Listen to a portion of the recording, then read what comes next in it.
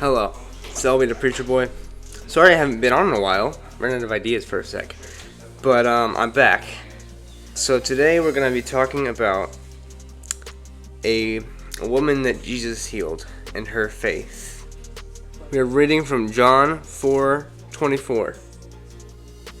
A large crowd followed and pressed around him, and a woman there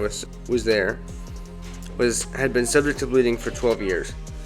She had suffered a great deal under the care of many doctors and had spent all she had, yet instead of getting better, she grew worse.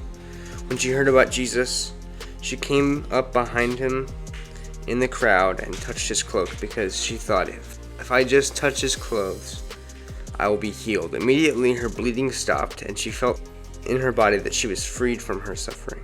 Something that this made me think of is she had tried everything else. She had tried all the other doctors, but they didn't help her at all. And that's what happens when we try to do things our own way, when we try to follow what the world thinks is the answer. But ultimately, when we seek Jesus first and trust him to heal us and to forgive us and cleanse us, that's when we actually feel whole. All the other stuff isn't going to fix your problems. Trust me, I know. I've tried to fix my problems and numb my pain with scrolling all day, but that does not work. It does not work. It will never work. The only answer to all your problems is Jesus. I encourage you guys to read a chapter of the Bible a day. It really helps. And if you don't really know where to start, maybe start in the Gospels or something, like Mark or something. It's a good spot. It's got a lot of stories about Jesus.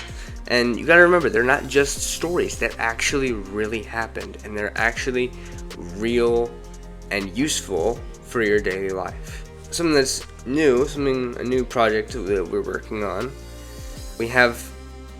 We don't know when we're going to release it yet, but it's upcoming. I'm gonna keep it a surprise, but it's upcoming.